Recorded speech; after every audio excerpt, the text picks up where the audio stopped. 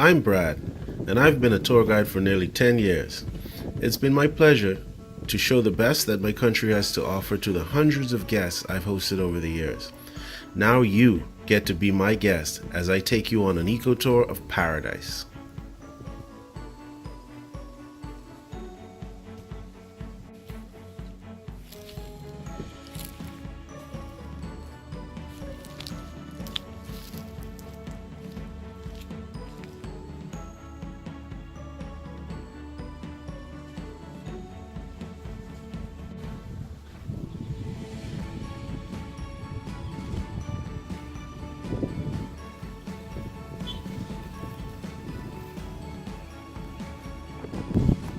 Brad here again with another exciting episode of Brad's Bahama Eco Trip. Right here we're in Lewis Yard at a very important cultural heritage site known as the MERMAID Pond. Now in the Bahamas, we mentioned in previous segments that we have a lot of these different types of blue holes, boiling holes, underwater caverns, and we're basically made out of oolitic limestone, and it has a nature to it that makes it look like the Swiss cheese. Basically, karst systems are developed due to dissolution of softer types of rock like dolomite gypsum and also limestone in the case of the Bahamas. So these are very common, but this one in particular is quite important because of the myth behind it.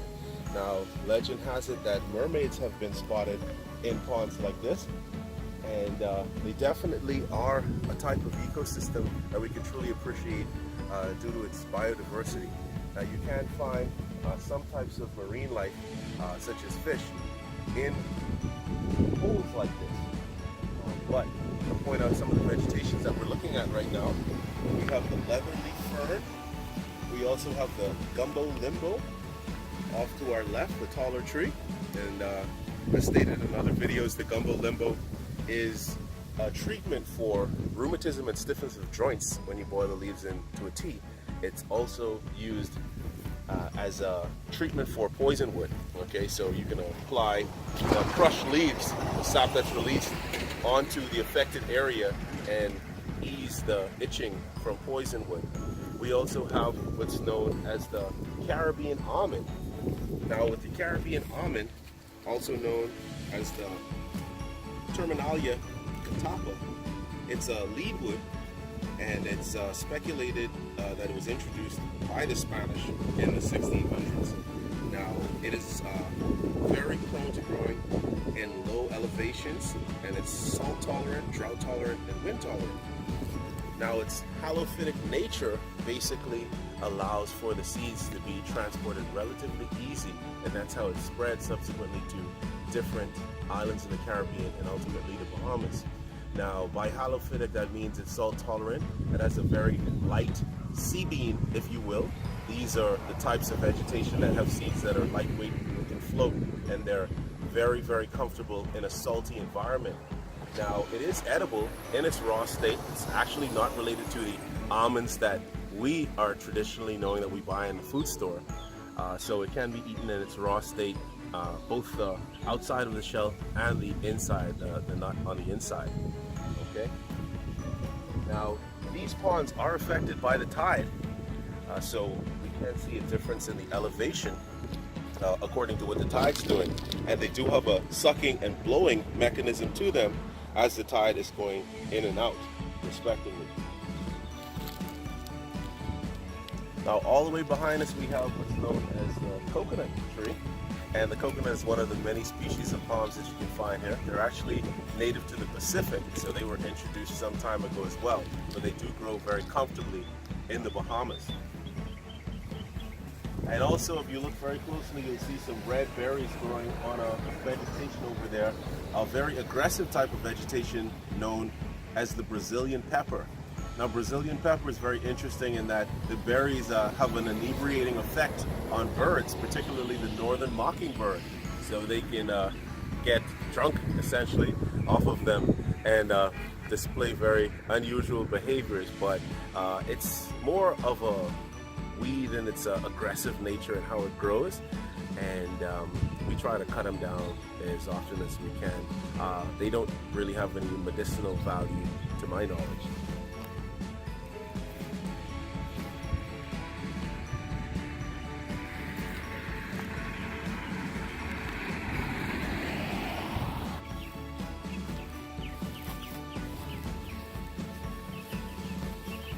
Now coming up just on our fence over here, we have what's known as the morning glory. Now the Epomia is the name of the genus, and that is translates from Latin into worm-like. It is a vine plant that has a very beautiful flower that opens up in the morning and closes in the evening, hence the name morning glory. Now, medicinally, it can be used as a laxative, okay? So that would be the medicinal property for these guys. Now, right above me is the Annona glabra, otherwise known as the pond apple. Now, the pond apple has a fruit that is edible, and this tree in particular, while little is known about its medicinal application, it is high in fatty acids, and it is used periodically as a dietary fiber. All right, so outside of that, you find these in areas that are pretty close to fresh water, like the MERMAID Pond that we're at right now. And these are just one of the many tropical fruits that you can find in the Bahamas.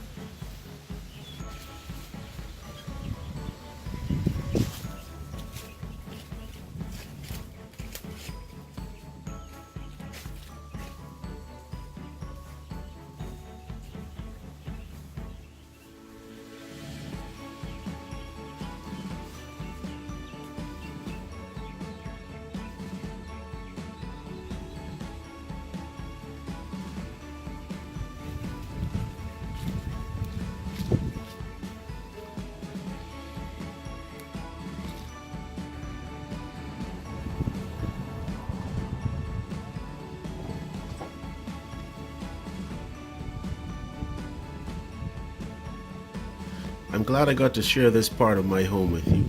If you've enjoyed the tour, be sure to click the like button and subscribe. Thanks for watching. Maybe I'll see you on our shore soon.